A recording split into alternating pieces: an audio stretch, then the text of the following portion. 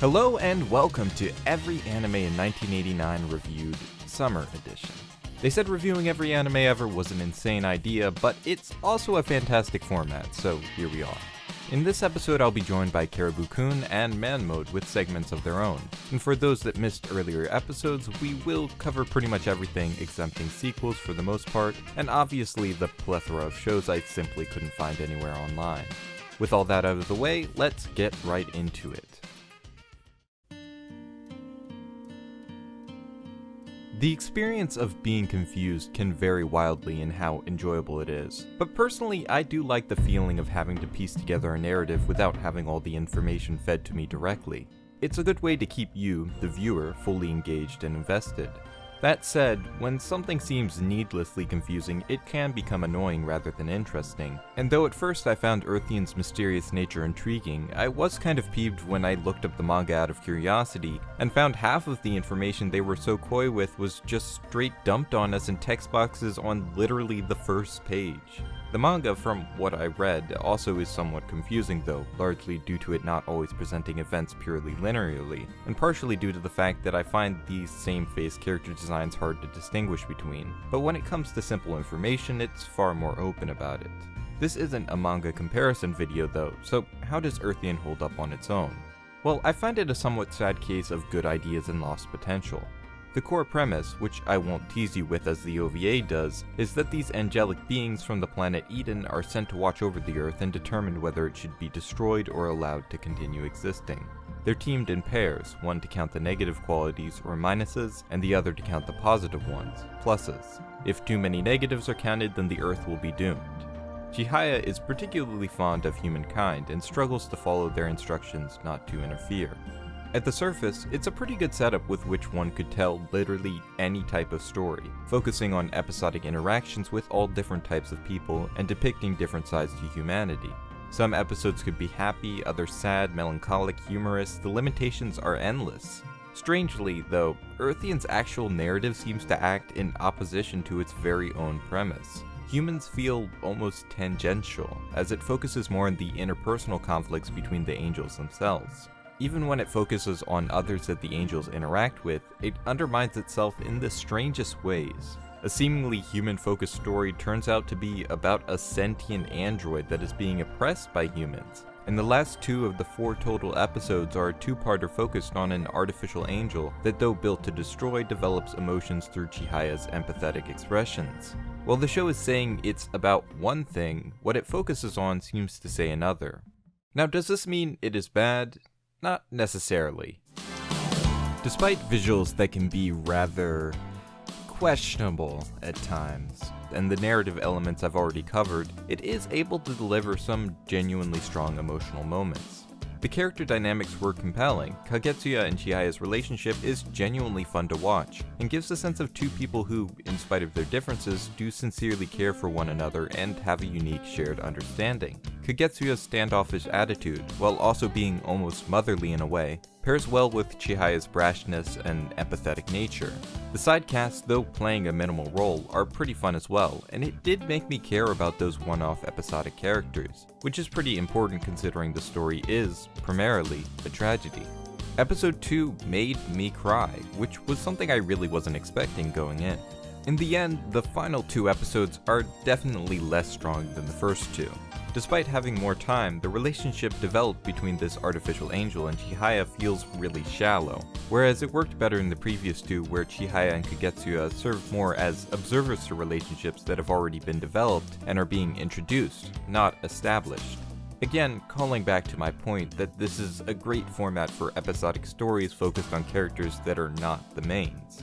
But in the end, I think it did manage to tell some good stories, aided by a soundtrack which can be pretty darn fantastic at times.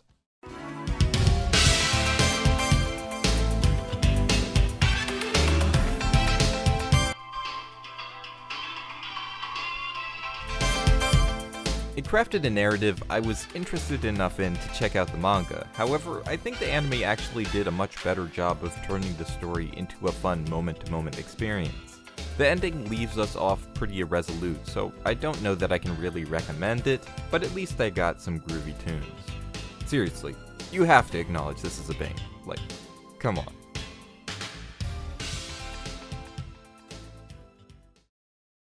Ninjas in high school? How can you go wrong? This 2-episode OVA has the answer for you. Somehow it managed to make ninjas lame. Ninjas!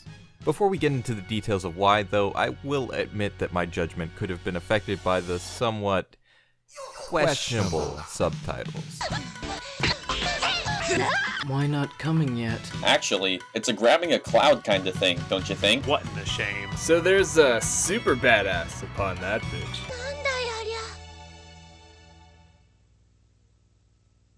In spite of all that, and while it definitely hurt my experience, I do think I was able to understand most of what was trying to be said in the end. And what was being said was stupid. Well, I know with something like this, rule of cool should bear precedence over all else, so I'm willing to hand-wave some stuff if it is in service of making the experience more fun. But in this case, both the structure and explicit events made it so that all I could think in the end was, that's lame. They tried to set it up as more of an episodic mystery, our two badass ninja girls, the pseudo-detectives, but the mystery itself is lame, and oftentimes lacking in important details that would give the dramatic reveals any weight whatsoever. The 2 episodes actually go in reverse order of dramatic weight, with episode 1 having life-threatening events, whereas the second one they have wooden swords. Truly epic. In the first episode, we see a ninja clan fighting against what we discover is a former member who stole important secrets and is blackmailing them. As a result of the secrets being stolen, the leader committed seppuku and now they want vengeance. The former member initially employed the girls as bodyguards, but when they discover what he was hiding, they kind of just sit around because they have no particular reason to fight for either side.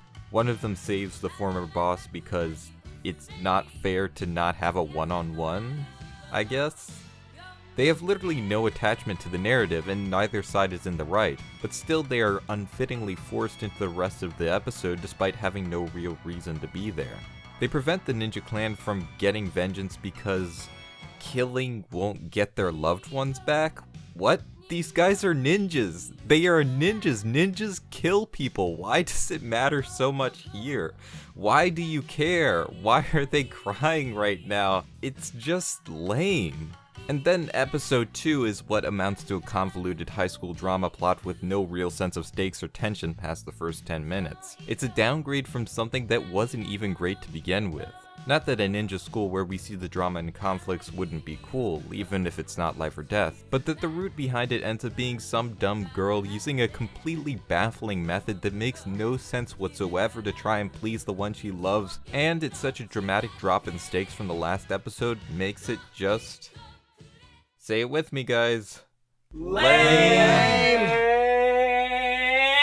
Now time for some lovely piano playing. Oops, sorry, wrong show. There we go, that's the good stuff.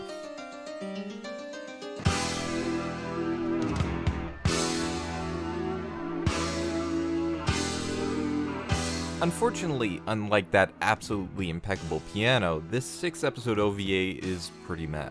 Psychics and cyborgs are at the forefront as we follow a series of dramatic events centered around what is essentially 2 protagonists. On one side we have Sonnet, a cyborg, esper, and deadly killing machine. On the other, Dawn, a girl who holds immense power within her but cannot consciously control it taking the form of an alter ego when it possesses her.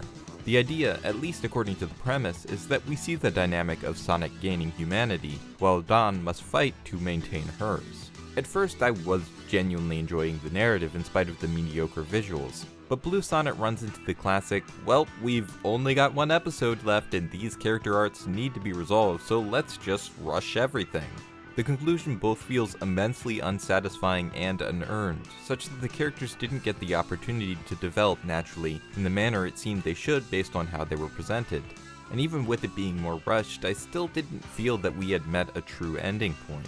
I was enjoying it for how unabashedly dark it was willing to be, in spite of the more cartoonish elements. In one scene, Sonnet is ordered by her leader to mind control a kind teacher who has seen too much into stepping off a building in a faux suicide, and you can hear the teacher's inner monologue as her body is being forced to act against her own desires. It is genuinely unpleasant on a conceptual level much more than an aesthetic one, and it does a good job of selling to us why the big bads would trust Sonnet while we get to see her gradual buildup of resistance to this lifestyle. The bad guys in general are genuinely bad, not the whole, here's my long inner monologue, also I'll spare the kid just because I want to see them suffer, that's right, ah ha ha ha. These guys open fire on a child. The child does live though. Sonnet saves her by stopping the bullets just before they hit her with her powers so that no one suspects anything. But still, it sells you on the fact that these guys are a real threat, in an amusing opposition to how goofy a lot of these characters look visually. The visuals overall though are pretty plain, and even when it does animate it feels unbearably stiff. In general, there's very little especially interesting about how things are visualized, which ends up being the biggest issue because I was interested for the narrative, and the narrative let me down. It's a shame, but that's just how it goes sometimes.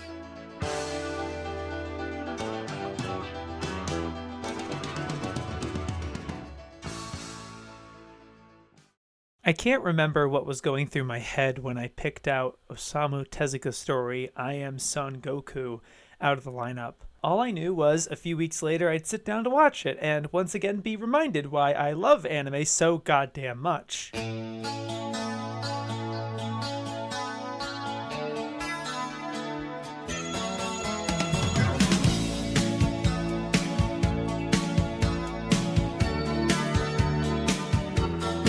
You've likely never heard of it, neither had I, and its mail page is very unassuming. Not a very enticing cover, less than 6.5 score, less than 500 users, but then you dig a little deeper into it. It's co-directed by, firstly, Rintaro of all people, and the other director being Masami Hata, whose name I hadn't heard of until I saw he directed Chiri no Suzu, which that film is a whole other interesting can of worms, trust me. It's got a very good voice cast, particularly the voice of Luffy as Son Goku. 見事だったぜ。5人も相手にしてあれだけ戦えれば立派なもんだ。 And one of my personal favorite seiyus, Kaneto Shiozawa. ルーラの恋人にどうかと思ってな。噂に基づいて批判されるとは心外だ。But lastly, to my knowledge, this was Osamu Tezuka's first posthumous anime credit. He had passed away 6 months prior to this release. And coincidentally, half of it is practically a biopic on his early life. This half had very strong parallels to The Wind Rises, not just in its biographic subject matter, but the way it seamlessly weaves in and out of their imaginations. It paints Osamu Tezuka in a very sympathetic light, showing him bullied as a kid right out of the gate, and depicting him struggle through his adolescence while slowly realizing his calling in life. I found this to be a nice change of pace to the kind of material I've been hearing about the god of manga as of late. So many people seem to enjoy taking him down a few pegs, exposing him, or somehow trying to cancel him for how not so great of a director he actually was, or how much he stole from people. While I won't try to deny any of it, I don't think anyone could really argue how driven and otherwise talented Tezuka really was, and how his passion was sparked by the same sorts of things children today and even us content creators are inspired by, like going to the movies and the beauty of the world around us. I could tell Rintaro was the person behind the camera given the striking shot composition and sudden bursts of energy, and I can't help but think how weird it must have been for him to be at the helm of this project given that he worked under this guy at Mushi Production. But as I said earlier, this is only half of the hour-long film. The film suddenly decides to adapt one of Tezuka's manga, Boku no Son Goku, which, yes, is an adaptation of Journey to the West, except it's in space, because space is cool, and the whole thing is truncated to fit what I think is the whole story. It's admittedly far less riveting than the biopic half of the film. The best way I can describe it is it has the scope and campy fun of Star Wars, but with the tone and whimsy of Dr. Seuss. The characters are kinda simple and goofy looking, but they're also seriously scoping out planets with sustainable life and characters die. I have a feeling the other director took over from here because it's nowhere near as visually impactful. In fact, I'm pretty sure it kneecaps itself with this kind of charming yet constrictive creative choice of imitating shows like Astro Boy's limited animation tricks that both admittedly complement Tezuka's art style, but also make it look incredibly dated for 1989. I did still enjoy this half of the film, but I would argue the first half is what's worth the price of admission. The price of admission being free, of course, because of course this isn't licensed anywhere, and I would have no idea how to contribute money to this project. Anime like Osamu Tezuka's story, Boku no Son Goku, are what really keep me coming back to anime. It's the surprise that something you've never heard of would turn out to be this good.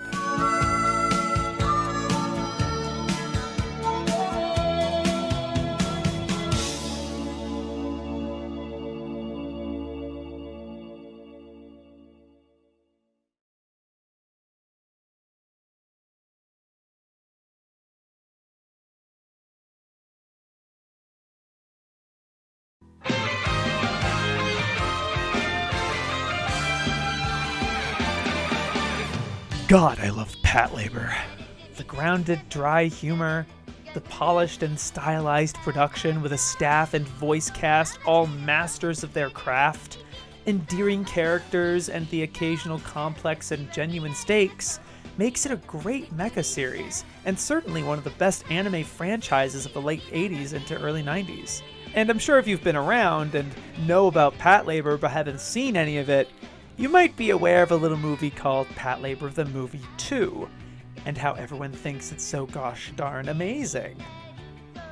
I'm not one of those people. However, while I could spend this time bemoaning how yeah, it's a good movie but not a good Patlabor movie, that's not what came out in the summer of 1989.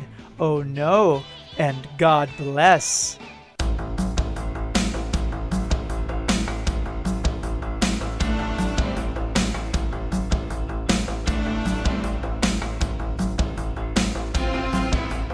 This is my favorite entry in the franchise, and I strongly recommend it to even those who haven't watched anything else from it. It has everything I believe Patlabor represents, and what makes the series so good.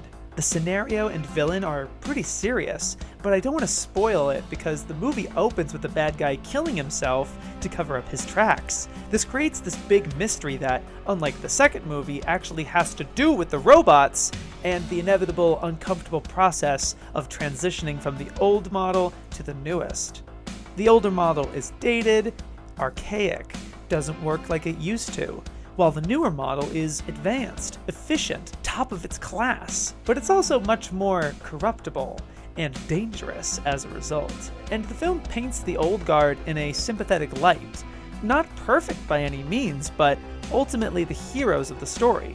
Even though the future is inevitable, we shouldn't allow it to change who we are fundamentally. The tech might change, institutions may come and go, but the people stay the same. The movie, and much of the franchise, waltzes between old-fashioned and cutting-edge, between down-to-earth conversation to militarized chain of command and technobabble, between moments of action and moments of stillness, between the abandoned alleyways and futuristic industrial complexes, between super geniuses and ordinary people trying to do the right thing. That peanut butter and jelly match made in heaven is my shit, dude! And to me, it focuses on the right things while doing it. The cast and the robots are front and center, and everyone has a role to play, instead of both most of the cast and most of the robots being pushed to the side in favor of the director's favorite characters who go on to wax philosophically about a just war and unjust peace. Sorry, it's a good movie. But God, don't forget what it's a sequel to.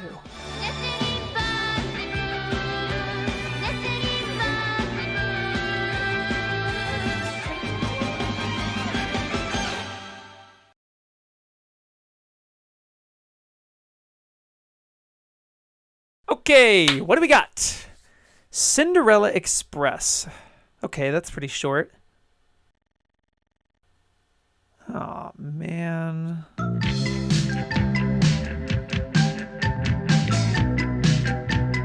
Alright, so this is an OVA about a guy who's getting married and decides to take a train ride that his buddy gives him. and it turns out to be a hookup with an underage girl. Phenomenal. Sorry, age of consent girl. Phenomenal. But as it turns out, that underage girl is also his future wife's sister. Ha! Ha! Ha! Look, there's a precedent of anime YouTubers shitting on a random OVA that otherwise has little coverage, and that ends up becoming the consensus opinion because people watch that review instead of the OVA, leading to a groupthink and potentially misunderstanding the whole thing.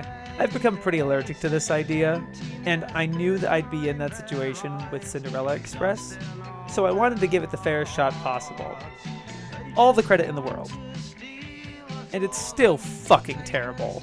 Even when you block all the problematic parts out of your head, including the scene where they playfully tease at the idea of rape, the OVA is pretty boring and unfunny. Now, I'm happy to say it can be somewhat creative at times. Since it's a softcore ecchi OVA, it replaces all the sex scenes with dream sequences, usually homaging something like Godzilla, Superman, and 2001: A Space Odyssey. But it's not like any of this is particularly well animated, or all that great music, or all that remarkably voice acted. The whole package is mediocre on top of really skeevy, unfunny material. The characters aren't all that likable, the underage girl being blatantly manipulative and yet seems to win in the end. The lead is exactly what you would expect, and I actually felt really bad for the wife character, who to my knowledge never finds out about this adultery. And it's one of those situations where the audience isn't even given a reason why they're marrying each other in the first place. They introduced the wife after her underage sister, and before I knew it, the OVA was over, and I'm pretty sure he chooses the underage girl who keeps groping him. Great. Just great.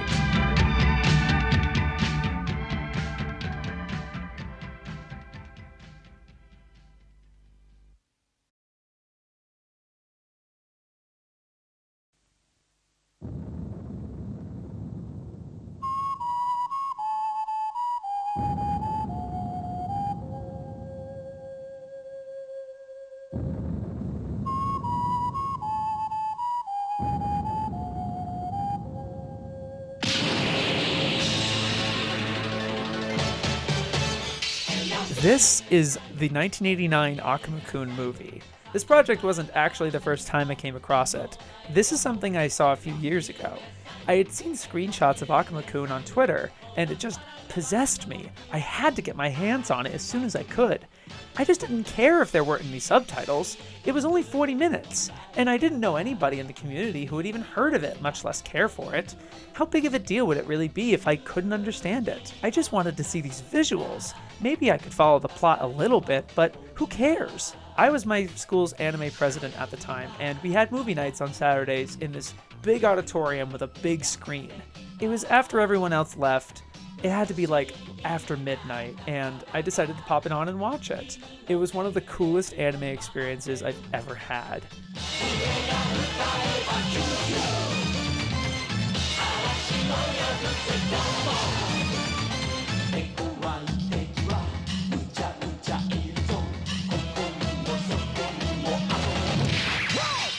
If you've ever listened to an anime opening, 9 times out of 10, you don't know what all the lyrics are saying, right? But it doesn't matter if you don't know what they're singing. It's still an awesome song. That's kind of what watching anime Raw was like.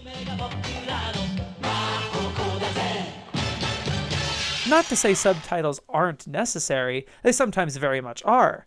But other times, it's possible to favor the style and just trust that the substance will be carried along with it. Anime is so much more than dialogue.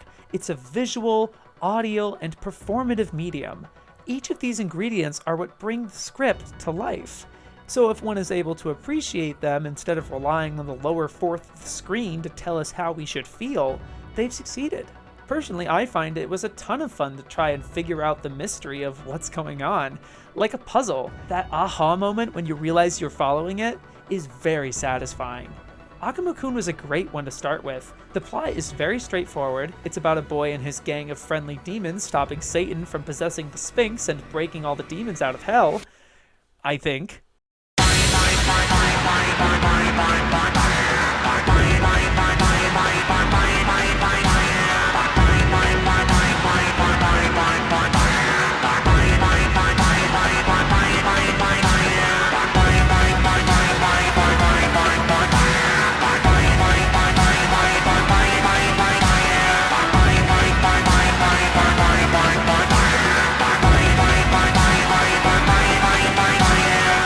colorful, action-packed, and heartwarming to boot. But as much as I loved watching it without subtitles, I know if there were subtitles, more people would give it a shot. So I actually downloaded AGSub a while ago with the intention to try and sub it myself. But I'll get back to you on that.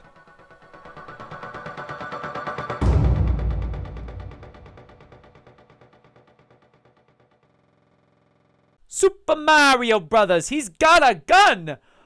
He doesn't shoot it. I think it makes the aesthetic of having a gun far less badass if it never even gets fired. Mario's voiced by Toru Furuya, who voices Amuro, Seiya, Tuxedo Mask, and a bunch of other shows I'd rather be talking about. This thing basically retells classic Japanese fairy tales, but with Super Mario characters.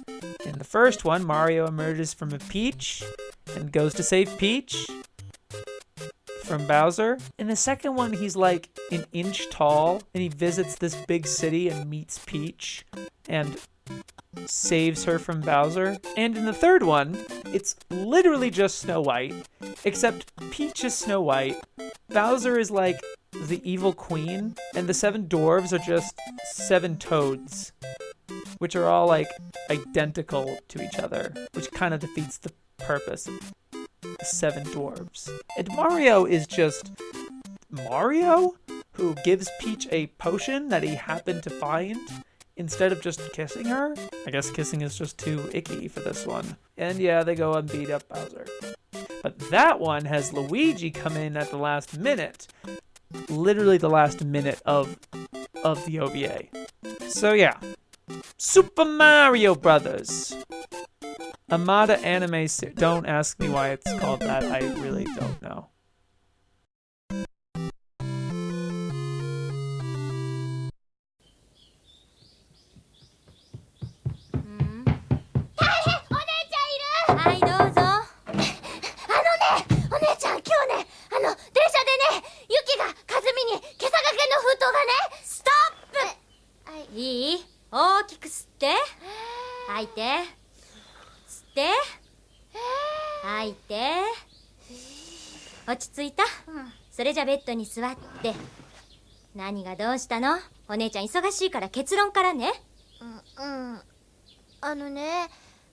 He's gonna say the N-word.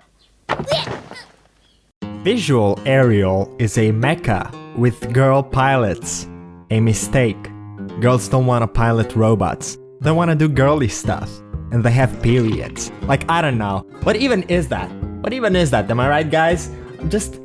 I'm a dumb guy. I'm a sexist pig. I'm just a dumb guy. I don't even know what periods are. Here's the deal, buddy. Shit sucks. You're in class. Pay attention. There's Visual Aerial, which is a 2-episode OVA, and then it's followed by another 2-episode OVA called Deluxe Aerial, which came out in 1991. I'm not supposed to cover it because it didn't come out in 1989, but what are you gonna do? Complain about too much content? Visual Aerial is... it's worth looking at with one eye open. Aliens are invading, and Dr. Kishida does what any man of culture would do and builds a cutie waifu mech, Ariel, and make his cutie granddaughters pilot it. But the girls hate the dirty old man and his dumb looking robot, so they don't want to pilot it. This creates some funny moments seeing the girls being mad at their Oji-san, but it's also kinda retarded.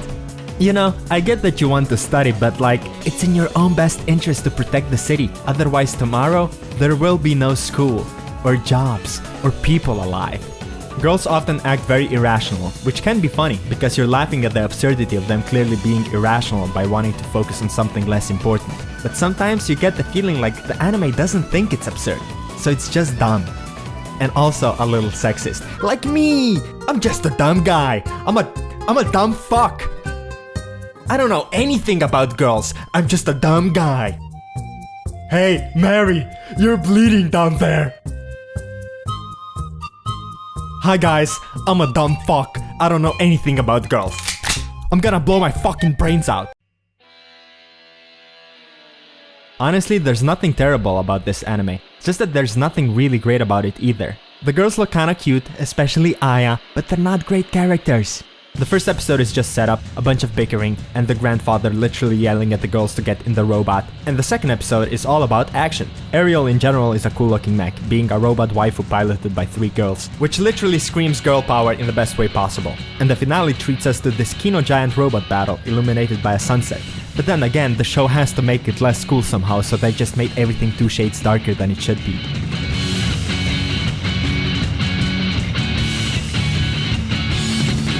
The sequel, Deluxe Ariel, is just more of the same, except even less focused and fun. The supporting character setup in visual get even less development or screen time in general, the whole gimmick of girls hating that grandpa is forgotten, the fight is way less cool, and it's not even conclusive. It's just a bunch of nothing. I came out of this whole experience wishing I didn't experience it. So don't be like me. Be smart. Spend your time better.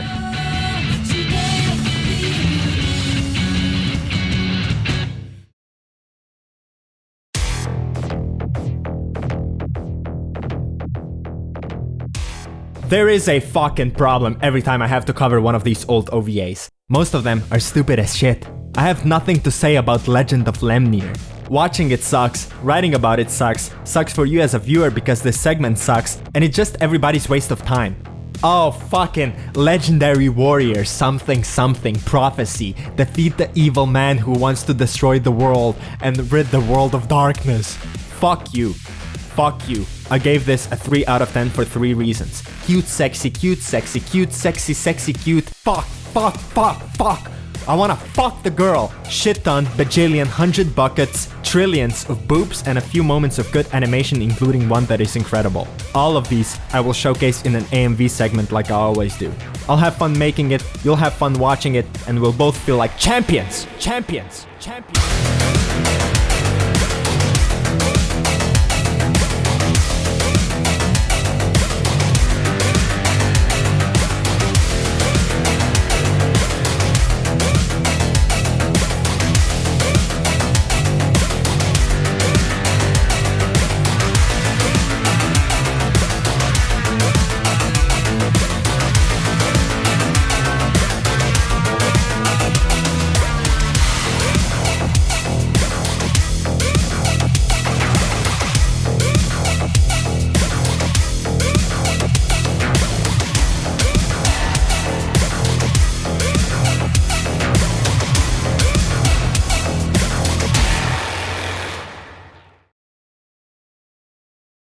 It's easy to look at a lot of 80s OVAs and label them as just standard schlock. And you wouldn't be completely wrong in doing that, as their value often comes from, you know, the violence, animation, cool soundtracks, so generally just their presentation. They tend to be enjoyable dumb movies with not much thematic substance, which for me, it's totally fine. The issue, however, is when people can't differentiate between these. For example, June 25th, 1989 was the release of Riki-Oh, which I covered in the previous part. The mean score for Riki-Oh on AniList is 53%, which I think is well deserved. Bao the Visitor, on the other hand, has 57%, only 4% higher. On the surface, these two are very similar. Both are about a guy with supernatural strength fighting for the force of good. Both contain a lot of violence and gore, they follow similar story beats and are of similar length. And both are adaptations of manga by guys who are known to draw masculine stories. You ever heard of this guy? Despite Araki clearly being a more competent writer, I think the difference between these is huge.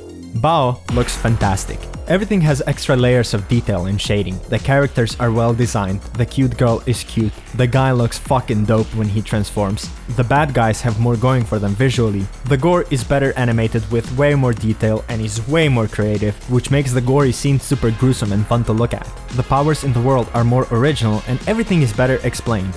For example, the supernatural strength of Bao comes from these parasitic worms that feed on the host's brain and only activate their powers when the host is in a near-death situation. The only way to beat them is by first shooting the host in the head to destroy the brain, and then burn the body and the parasite with it. It's nothing groundbreaking, but stuff like this gives the world more believability because of the well-defined rules, which is just one of the things that separates Bao from stuff like Riki-Oh and other shitty 80s OVAs. Bao is just awesome and it has nothing to do with the JoJo. It's different and Araki knew what he was doing way before he started creating Reddit tier memes.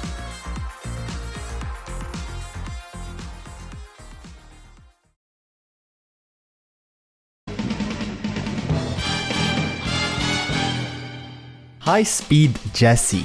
What a weird show.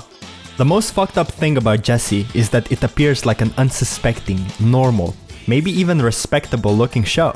But it's in the details when you start noticing how incoherent it is. It's kind of a sci-fi, but it doesn't really commit to any type of aesthetic or anything. It's a blend of characters that would all fit well in certain settings, but here they're just kind of thrown together, giving it a very uncanny feeling. You got a Mad Max spiky hair looking guy, this lady, and this is her dad. Jessie is just a guy who runs fast. No, it's not his special power or anything like that. He's just fast. It's so weird to even describe it because you have to see this shit for yourself to know what I mean. Like in this setting where people have spaceships and laser guns. Here we have a guy who just runs fast like an asshole. His companions are Falk, who is a priest. Yeah, there's nothing priesty about him. And he has a little sister who's actually not his sister, but an artificial human who was created by his ship, Paulon. It's a live, intelligent ship with a personality. Don't worry about it. The story is a very standard I want to get revenge for you killing my father, but I'm also stumbling into something greater affair. But it also shares the same strange, otherworldly feeling to it. Listen, I did not enjoy High Speed Jessie very much, and I came to this conclusion after watching only 2 episodes. But I did finish the show, only because I thought I was missing something. I mean, come on, it's a 12-episode OVA, and just look at it. It doesn't look like something I can just clown on. It looks solid.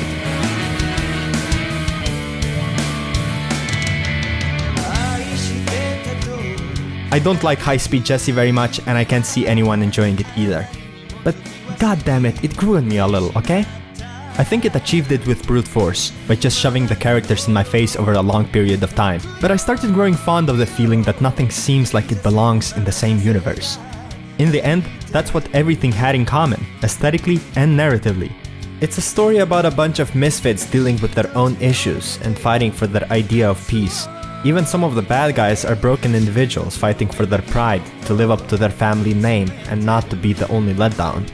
The characters, though by no means good, I started empathizing with them a little. High Speed Jessie is a weird mess of a show with weird concepts and even weirder characters that don't belong. But that's how I would also describe some of my favorite media. And I appreciate something that can even give me a small taste of that.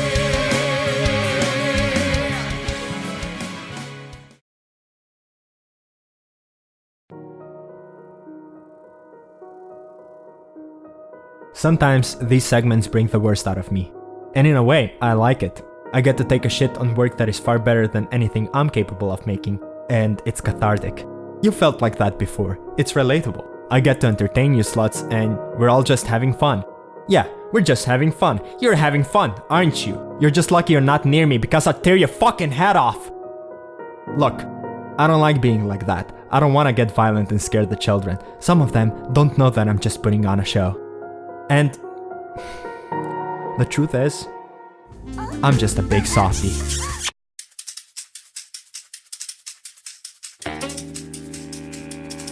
From the moment the insert song starts playing and throughout the entire duration of this movie, I couldn't stop my tears from flowing.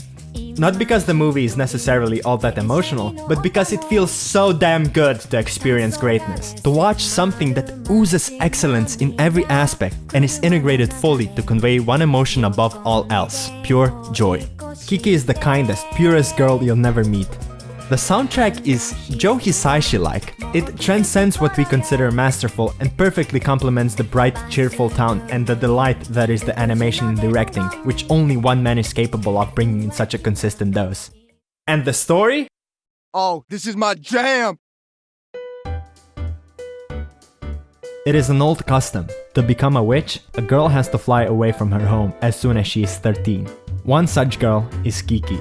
She gathers her essentials, sits on the broom, radio strapped on, Gigi is comfy, and Kiki takes off to find the city of her dreams and live life. She does so not just because of some old custom, but because she knows that this decision is best for her. We see Kiki find a city near the sea, reality settles in, and not everything is sunshine and roses. However, despite Kiki not excelling at alchemy, fortune-telling, or anything like most witches, she finds her passion in delivery, and for a free-spirited, cheerful girl like Kiki, a delivery service is perfect.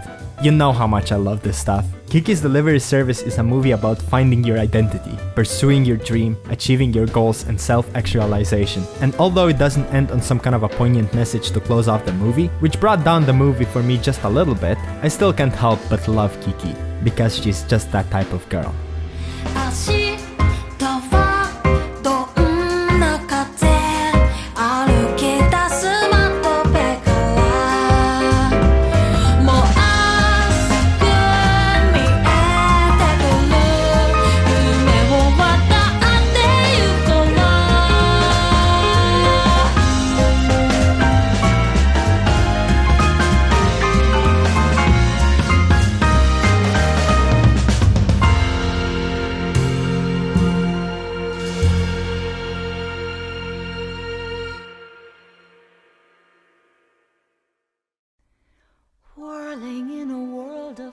Little Nemo Adventures in Slumberland is one of those movies that feels nostalgic even though I've never seen it. A very loose adaptation of the classic series of comics by Winsor McCay, the film famously had a rather shaky production, with many big names entering the project and just as quickly leaving it. Hayao Miyazaki and Isao Takahata, Osamu Dezaki, Yoshifumi Kondo, those are just a few of the names who were at one point or another attached to the project. Finally though, it did get made as a Japanese-American collaboration produced by Studio TMS off the back of Akira. It was also, somewhat unsurprisingly, a huge flop. During my loose research into the background of the film, I found that some of the reasons cited for others leaving the project pretty clearly line up with my own issues with the film. George Lucas turned down a proposal to help produce, feeling the main character lacked any development. Miyazaki wasn't too interested in working on a story where everything is just a dream, and Takahata felt similarly to Lucas and was more interested in the idea of showing Nemo's growth as a boy. Essentially, when you make a movie about a dream, where everything is a dream with no greater meaning, well, some people are gonna find that kinda dull.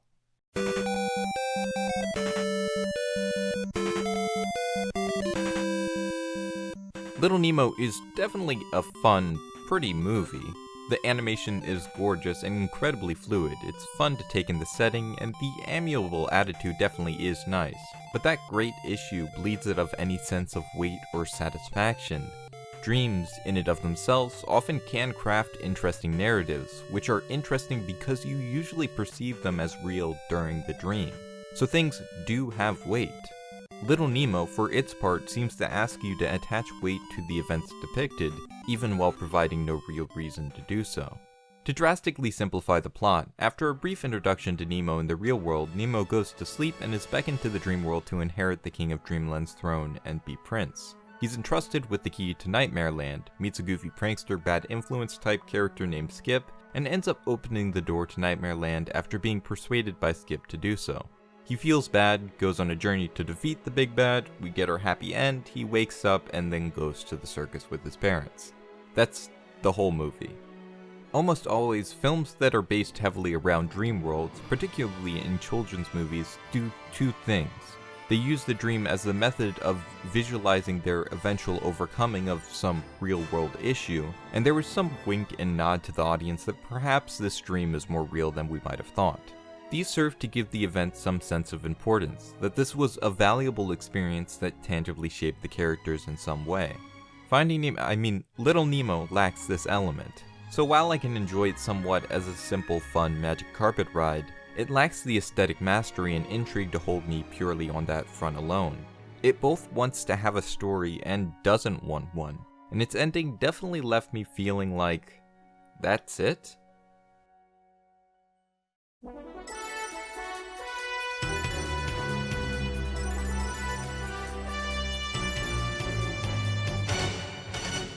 Madoking Granzord, a fantasy mecha shonen from Studio Sunrise during a period I believe many would consider to be their prime or just before it.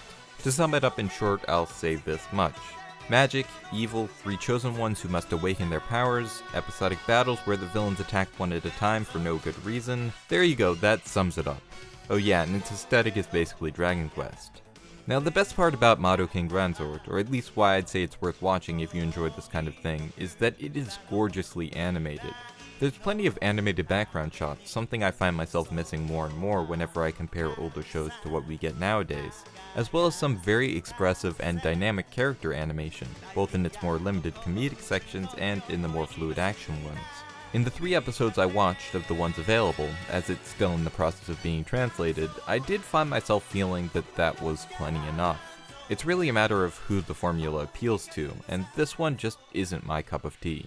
The setting is gorgeous, but I'm not a big fan of this style of character design. The story is pretty basic as I mentioned, and none of the characters appeal to me much either, nor does mecha for mecha's sake. If you're looking at this and thinking, oh boy, I really want to check this out, then I would recommend giving it a watch. You'll probably enjoy it. Also, the ED is great.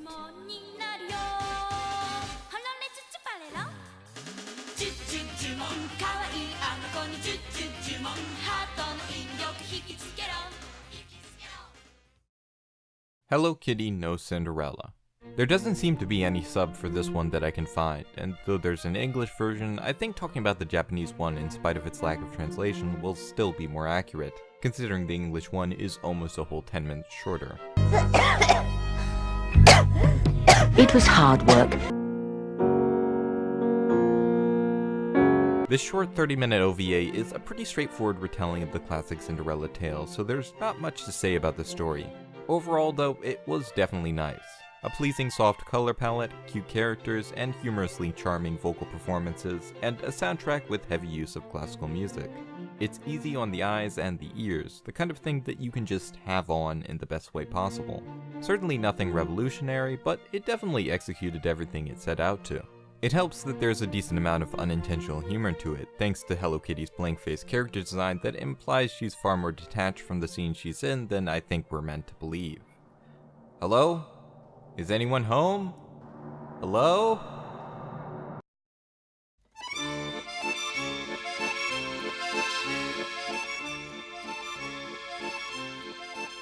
Gosenzo-sama Banbanzai is the 6th episode OVA from Mamoru Oshii. That's right, this man directed 2 of the anime from this season, with the Pat Labor movie Shapes covered premiering just a month prior to the first episode of Gosenzu releasing. Oshii is an incredibly fascinating director, and one well worth an entire video dedicated to him specifically, but today I want to really hone in on this OVA in itself. Gosenzo-sama Banbanzai is a dramatic comedy following the introduction of a young girl by the name of Maruko, who enters into the 3-person Yomata family purporting to be the son's granddaughter and having come to visit by time travel. Her entrance signals a 6-episode downward spiral as we see a breakdown and analysis of the family structure. It is a work that demands discussion, which is why it irks me so much that there isn't more of it. The OVA presents itself in the style of a theatrical play, the way set pieces and lighting operate, the framing and long monologues, all of it imitates the style of such to a T. Which is great because I love that type of thing. The dramatic, overindulgent self-analysis is right up my alley as someone prone to just that, and it allows itself to explore interesting concepts with just the right amount of dry, tongue-in-cheek self-awareness. I have definitely never seen any anime quite like Gosenzo-sama Banbanzai, which is why I recommend it so highly. At times it is almost exhausting to watch because of how much you're taking in, but being challenged is one of the appeals of art to me in general. That's not to say that it isn't sincerely enjoyable on an experiential level though.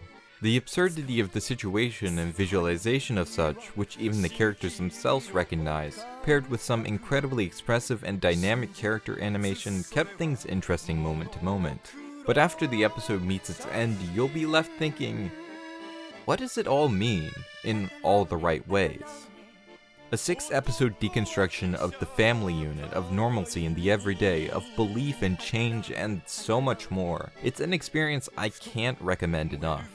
Not that it will be to everyone's tastes, as I can guarantee it won't, but for those that will love it, it will resonate like little else does.